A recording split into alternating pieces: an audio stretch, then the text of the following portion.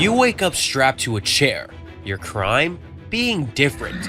Your punishment? Getting turned into a circus freak for paying visitors. Welcome to a day in a 19th century asylum, where the treatments were worse than the illness. And trust me, just wait until we get to what happens after dark. The morning bell. Clang! 300 souls jolt awake in perfect unison as the morning bell tears through the darkness. Welcome to your cozy little slice of hell in a 19th century asylum, where personal freedom goes to die and strict schedules are your new guide. Ah yes, 5 a.m. sharp, because nothing cures mental illness quite like sleep deprivation. That lovely wooden slab they call a bed has gifted you another night of restless agony, your paper-thin blanket offering about as much warmth as a ghost's breath. But don't worry about hitting snooze. The stomping boots of orderlies down the hall will make sure you're up and ready for another thrilling day of treatment. Time to squeeze into your fancy new outfit, and by fancy, I mean a scratchy, shapeless sack that looks like it was designed by someone who hated both fashion and comfort. Oh, and it's probably been worn by half the ward before you. Hope you're a fan of Asylum Beige because that's the only color on this season's menu. Everyone gets the same delightful outfit. Pro tip, you can be crazy if you can't tell yourself apart from the other 299 souls in matching sacks. Now comes everyone's favorite part, morning muster. 300 patients line up like particularly miserable dominoes while eagle-eyed attendants take roll call. One whispered word, one wrong twitch, and you might find yourself dragged off to the quiet room, a lovely little windowless cell where they stick the troublemakers. They call it the quiet room because anyone who goes in screaming usually comes out silent. The whole morning routine is supposedly about instilling discipline, but really it's just a daily reminder that you've lost the right to even scratch your own nose without permission. But hey, at least you got to experience the innovative psychiatric treatment of standing perfectly still while slowly freezing to death in a drafty hallway. Congratulations, you've survived your first hour in the asylum. Don't worry though, the day only gets worse from here. Meager Meals. Welcome to Flavortown, 19th century asylum edition, where the food would make modern prison meals look like a Michelin star experience. Hope you weren't expecting Eggs Benedict because breakfast is served at 6 a.m. sharp. And it's everyone's favorite, lukewarm gruel that's somehow simultaneously watery and chunky. Mystery lumps. Speaking of appetizing, you'd better learn to love that spoon because knives and forks are strictly forbidden. Can't have the crazies getting stabby, right? Just try not to think about how many mouths that same spoon has been in before yours. Hygiene wasn't exactly their strong suit. The dining hall is a real cheerful place, absolute silence required. Except for the symphony of coughing and the occasional retching when someone finds something extra special in their bowl. The staff call it therapeutic quiet time. Hungry for seconds? Too bad. One serving of approximately nothing is all you get. The doctors actually believe that overeating caused mental illness, so they kept everyone on a strict therapeutic starvation diet. Because obviously the best way to cure someone's depression is to make them even more miserable. By dinner time, you're so hungry that the bowl of beans and stale bread look like a feast fit for royalty. Just remember to eat fast. You've got exactly 15 minutes before it's back to your cell. Oh, and if you're caught sneaking food, that's a one-way ticket to the quiet room. Spoiler alert, it's not actually that quiet when you're screaming from hunger. Forced labor. Welcome to the Victorian era's hottest unpaid internship program, the Asylum Labor System. Oh, you thought being a patient meant lying in bed all day staring at the ceiling? That's adorable. See, these fine establishments had a brilliant business model. Lock up society's unwanted, make them work their butts off for free, and cha-ching, profit. Because apparently the most effective cure for mental illness is backbreaking labor until you're too exhausted to remember your own name. Therapeutic exploitation at its finest. Every morning at dawn, you and your fellow patients get divided into work groups faster than a prison yard sorting. You, laundry duty. Hope you enjoy washing blood-stained sheets in scalding water. You, field work. Try not to pass out from heat exhaustion. And you there, looking particularly miserable. Surprise, surprise, you won an all-day pass to the workshop, where splinters and crushed fingers are just a part of the healing process. But don't worry about getting tired. Your friendly neighborhood attendants are there to make sure you stay motivated. Drop a sheet, that's a paddling. Take too long in the fields. Enjoy your evening in solitary confinement. Remember, this is all for your own good. At least that's what they kept telling themselves while counting the money from selling your handmade goods at the local market. Because all this backbreaking labor was actually recorded in the books as occupational therapy. Okay, the best part, by year's end, about 15% of patients would succumb to exhaustion, injury, or disease from their therapeutic labor. The asylum administrators call these successful discharges. After all, dead patients don't need treatment. Now that's what I call innovative healthcare management. Speaking of innovative healthcare, wait until you hear how they decided to fix people's minds through what they called the moral treatment. So you've survived the morning wake-up call, choked down whatever that slop was for breakfast, and sweated through your mandatory labor therapy. Now it's time for everyone's favorite part of the day, moral treatment. Time to park those sinful buttocks on the hardest wooden bench they could find and memorize Bible verses until your brain turns to holy mush. See, the bigwigs had this brilliant idea that mental illness was just a fancy way of saying bad behavior. Their solution? Turn everyone into proper Victorian ladies and gentlemen through what they called moral treatment. Except it wasn't very moral, and it definitely wasn't treatment. Picture yourself sitting in a freezing room, trying to thread a needle with trembling hands because sewing is apparently the cure for everything from depression to violent outbursts. Oh, you're a burly 6-foot-tall lumberjack who's never held a needle before? Too bad, buddy. Either you learn to make doilies or it's off to the isolation chamber for some quality reflection time. And don't even think about slouching during Bible study. These places had more eyes on you than a paranoid octopus. Attendants watched your every move, ready to pounce at the slightest sign of improper behavior. Scratch your nose, that's clearly a sign of moral decay. Sneeze during prayer time? Well done, you just earned yourself a night in restraints. But hey, at least they weren't doing... Oh wait, I take that back. They absolutely were still doing all sorts of fun physical experiments, but we'll get to those juicy bits later. For now, just focus on maintaining that perfect posture and pretending your personality is as bland as the gruel they serve for breakfast. Isolation and restraint. Oh, so you're causing a bit of trouble in here? Maybe you sneezed without saying, "Excuse me," or smiled without permission? Oh, the horror. Well. You've just won an all-expenses-paid trip to what the staff lovingly called therapeutic isolation. Think of it as a hardcore version of timeout, except instead of sitting in a corner for 5 minutes, you're getting dragged to a pitch-black, windowless concrete box barely bigger than a coffin. But wait, there's more. If you're really living it up and showing too much personality, the staff had a special fashion line just for you. The season's hottest trend? The straight jacket. A backward-facing huggy jacket that makes scratching your nose physically impossible. And if you're thinking, well, that doesn't sound too bad, let me introduce you to their premium accessory collection. Leather straps, chains, and manacles. The best part? These weren't just random punishments. No.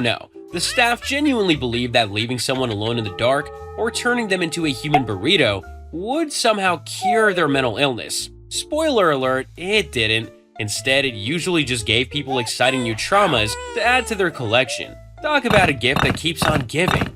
You see, unlike these treatments, subscribing actually helps, and zero straitjackets involved. The real kicker? Sometimes you didn't even need to do anything wrong. Just looking a bit too sad or a touch too happy could earn you a one-way ticket to solitary.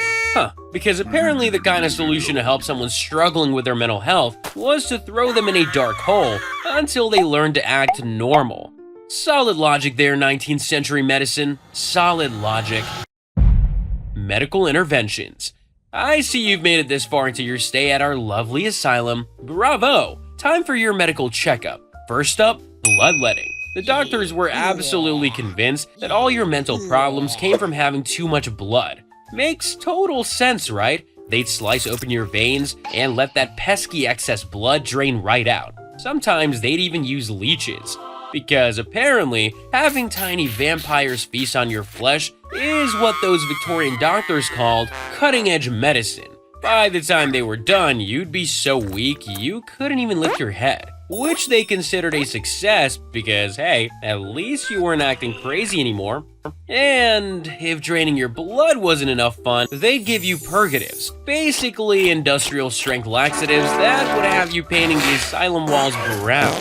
Ugh, their logic? The crazy needed to come out one way or another. Here's where it gets truly special. They'd often force feed you these delightful concoctions multiple times a day. And for the grand finale, we have the tranquilizing chair. Okay, so picture a medieval torture device had a baby with your grandmother's rocking chair. Ooh, they'd strap you in so tight you couldn't move a muscle, sometimes for days on end. The theory was that restricting all movement would calm your mind. Now for the cherry on top, being trapped in a chair while experiencing the effects of those purgatives was exactly as horrific as you're imagining. The real kicker? These doctors genuinely believed they were helping. The Asylum Hierarchy. So here's a little fun detail about 19th century asylums. The attendants basically had unlimited power. And you know what they say about power? It corrupts. And absolute power makes you an absolute butthole. See, these attendants weren't exactly picked for their medical expertise or caring nature. Who needs those things? Most were basically hired muscle who couldn't get jobs elsewhere. Some asylums even recruited directly from local prisons because, hey, at least those guys had experience keeping people locked up. The best part, these lovely individuals could do pretty much whatever they wanted to the patients. Deny you dinner? That's just behavioral modification. Beat you with a cane? Therapeutic percussion treatment. Report the abuse? Well, you're literally in an insane asylum. Who's gonna believe the ramblings of a certified lunatic?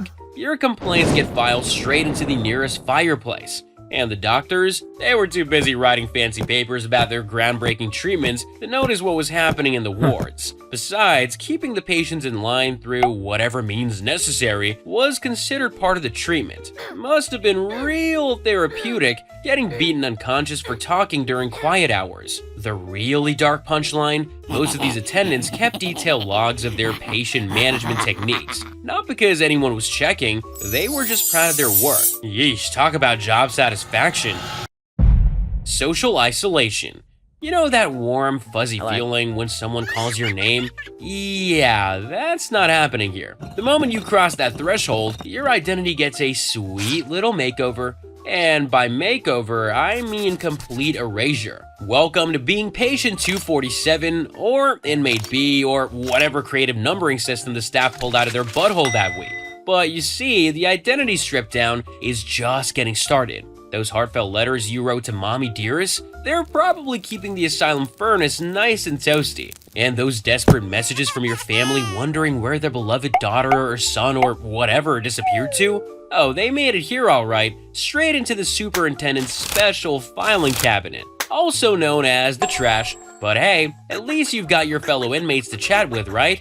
Wrong. Socializing was about as welcome as a cockroach in the kitchen. The staff believed crazy was contagious. Can't have you spreading those pesky delusions around like some sort of mental illness influencer. Open your mouth for a friendly chat? That's a one-way ticket to solitary confinement. Make eye contact with another patient? Time for some therapeutic restraint. Breathe too loudly? Congratulations, you've just earned yourself a special session with the tranquilizing chair. And just like that, your identity disappears quicker than free samples at a food court. No name, no family, no friends, just you and the echoing silence of the asylum's halls. Wondering if anyone out there still remembers your actual name. But being cut off from your family? That was nothing compared to what paying visitors would do to these poor souls. The entertainment paradox. Ever been to those fancy modern zoos where they make a big deal about animal welfare and enrichment? Yeah, well, back in the 1800s, asylums were basically human zoos, minus all that pesky concern for dignity and well-being. Except these weren't animals, they were actual people with nowhere else to go. For just a few coins, you and your lovely Victorian family could take a delightful Sunday stroll through the asylum, gawking at patients like they were circus attractions. The staff would even poke and prod patients to perform their symptoms on command. Nothing says family bonding quite like watching someone have a mental breakdown for your amusement. But wait, it gets better. The asylum staff would parade their success stories around like show ponies. Look at patient 247, they're folding laundry now instead of talking to the walls. Our treatments totally work. Meanwhile, that patient is probably thinking about how they'd rather be talking to walls than performing tricks for these Victorian voyeurs. Don't be a Victorian tourist, like this video and be a subscriber. At least you're watching willingly uploaded content. Here is the real treat. They call this public education and transparency because obviously the best way to understand mental illness is to treat vulnerable people like carnival attractions. Some facilities even printed fancy programs, listing their patients' conditions like a menu of human suffering. Don't worry though, if you missed the daytime show, you could always catch the evening performance, where they'd wake up sleeping patients to demonstrate their violent tendencies. Whoa, talk about dinner and a show. The night shift. So, you survived the day's bloodletting, force feeding, and public humiliation? How delightful. Now welcome to the real nightmare hours. Think of it as the world's worst sleepover, where the halls echo with a symphony of human misery, muffled sobs, distant screams, and the slow, deliberate footsteps of night attendants who definitely didn't get their jobs because of their caring nature. These lovely gentlemen even earned themselves a special nickname among patients, the Night Terrors. Not very creative, but hey, when you're being force-fed laudanum, that's Victorian speak for liquid opium mixed with alcohol. Their favorite shut up and go to sleep juice. Yeah, literary creativity isn't exactly your strong suit. Here's the kicker. Those night shift attendants, they had zero oversight. No supervisor breathing down their necks, no paperwork to fill out, just them and a bunch of vulnerable patients who nobody would believe anyway. Some of these attendants took full advantage of this setup, treating the night shift like their personal playground of terror. If you made a peep, maybe a whimper from your latest treatment, or just shifting on that lovely wooden slab they call a bed, well, you'd better pray the night attendant was in a good mood. Best case, a harsh whisper to shut up. Worst case, they drag you down to the isolation cells, where you'd spend the rest of the night wondering if anyone would even notice if you disappeared. And the real gut punch? These patients knew what was coming. Every single sunset brought that same knot of dread, knowing they'd have to white-knuckle it through another night of random inspections, unexplained bruises, and the constant fear of becoming the next target of a bored attendant's special attention. Still breathing? Good, because you're gonna need that courage for what's next. It's even more bizarre, more intense, and more mind-blowing than before. You do not want to miss it. I'll see you there.